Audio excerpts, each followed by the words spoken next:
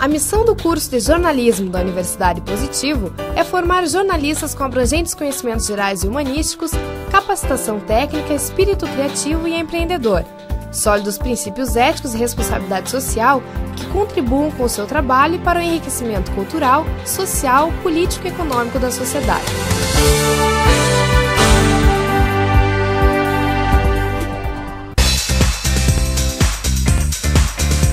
Está começando mais um Tela 1. Se você está procurando conteúdo e informação, não perca as reportagens a seguir. O primeiro telejornal universitário diário em sua televisão. A notícia que realmente faz a diferença para quem mora em Curitiba e região metropolitana.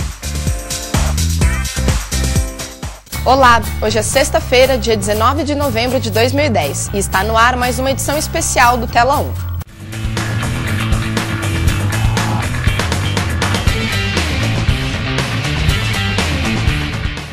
Apesar do turbilhão de notícias que temos envolvendo casos de menores abusados sexualmente, no Brasil ainda não contamos com uma legislação específica que defina a conduta de pedofilia.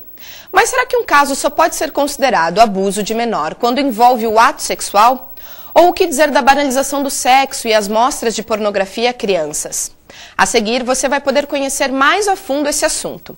A reportagem é de Gustavo Krellin e a entrevista de Paula Juste. Por todo canto, nas novelas, nos comerciais, filmes e revistas, há pornografia.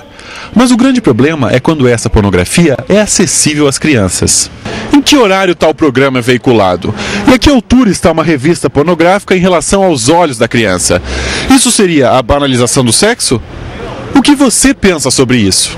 Eu acho um absurdo, né? Fala-se tanto em proteção, em pedofilismo e coisas e tal, e vemos aí as coisas estampadas, né, à vista de 1 a 100 anos. Isso é muito negativo. Hoje em dia a criança está deixando da cultura, do esporte para ir atrás de sexo, a sexualidade desperta mais cedo, né? A criança ainda não tem informação para entender bem sobre o assunto e deveria haver uma certa restrição a isso. A criança, ela começa a inverter os valores, ela acha que é normal. Por exemplo, você vê uma mulher com seios de fora, ou um homem com o torso nu, qualquer coisa assim, porque na verdade isso aí tem que aflorar da adolescência para frente, né? Não em crianças hoje. Tanto que hoje em dia você vê criança de 10, 11 anos dançando tchan, fazendo passo de dança erótica, ou agindo com erotismo assim, exacerbado, alguma coisa do gênero. Vamos entrevistar o voluntário do movimento Atos, Giliard Ferraz, conhecido como Gili, que está produzindo um documentário sobre a exposição da pornografia para criança e adolescente. Boa tarde, Gili. Boa tarde, Paula. Como surgiu a ideia do documentário? O que motivou você? No caso, assim, nós começamos a perceber assim, a realidade que a gente vê nas ruas hoje, de exposição de pornografia, revistas, em bancas, em supermercados, em diversos lugares.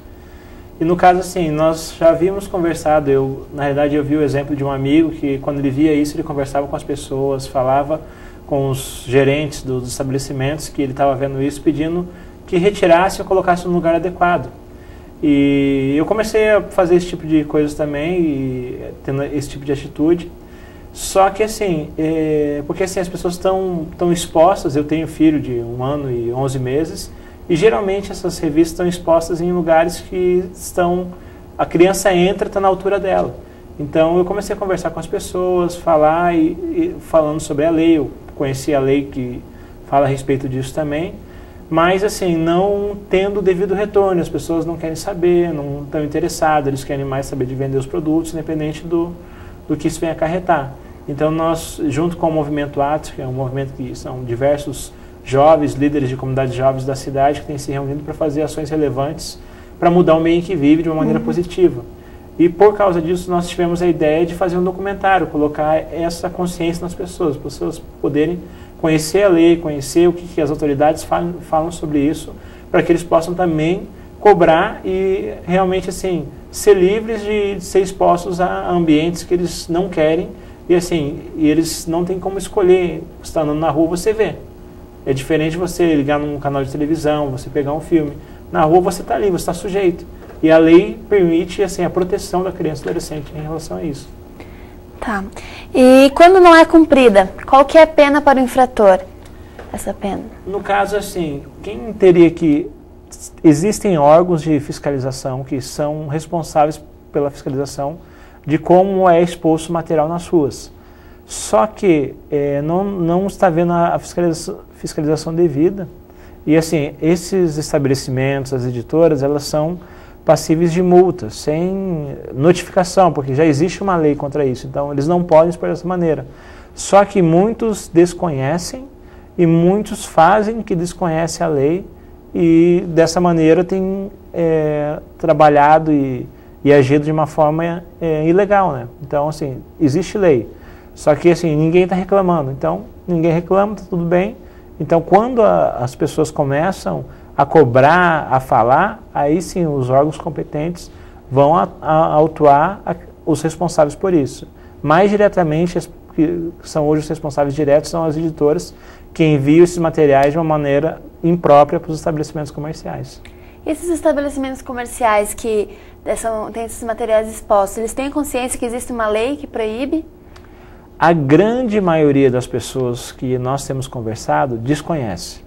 Então, assim, quando você fala que existe uma lei, quando você menciona qual é a lei, que é o artigo 78 do Estatuto da Criança e do Adolescente, que refere à questão de que essas embalagens, essas revistas, elas podem ser expostas da maneira adequada, que seriam com papel opaco, entendeu? E com orientações que é proibido para menores de 18 anos.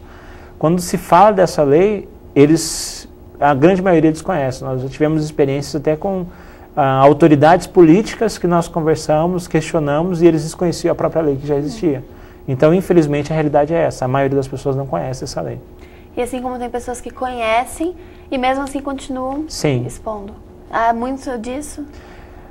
É que, assim, na maioria dos casos que nós abordamos, a grande maioria falou que não conhecia.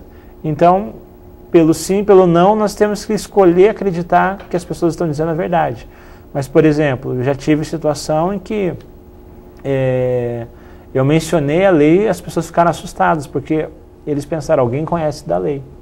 Então, se um cidadão chega no estabelecimento conhecendo a lei, o funcionário ou o proprietário do estabelecimento, aí ele te dá uma atenção maior, porque você está falando de alguma coisa que você conhece. Agora, se você simplesmente chegar num ambiente e falar assim, isso é proibido, para ele, ele fala assim, mas todo mundo faz. Então, nós como cidadãos, nós precisamos entender qual é o nosso papel e saber e conhecer a lei. Então, é algo simples. Para aqueles que não conhecem, é o artigo 68 do Estatuto da Criança e do Adolescente, que menciona sobre a exposição dessas revistas, do material, que hoje você encontra em lugares assim absurdos, não somente hoje em bancas de revistas, mas os lugares que você menos imagina você está encontrando material impróprio para criança e adolescente. E Gili, até agora, quais atitudes a promotoria já teve em relação a esses lugares irregulares? Eles tiveram os materiais recolhidos? No caso, nós estivemos conversando com a promotora da Vara da Infância e Juventude do Ministério Público aqui da cidade de Curitiba. Então, assim, eles vão estar esclarecendo para os cidadãos em relação ao que a lei diz e quais são as consequências de você expor esse material. Mas o que ela se comprometeu a fazer é enviar equipes a campo para poder chegar aos locais que estão expondo esse tipo de material. E a intenção deles é de chegar na fonte.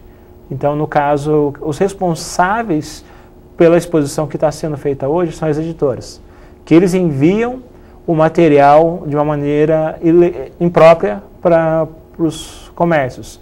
Mas isso não isenta a responsabilidade de cada comerciante de expor esse material da maneira inadequada. Então, os comércios que têm exposto esse material, eles estão sendo coniventes com o transgredir da lei que vem das editoras.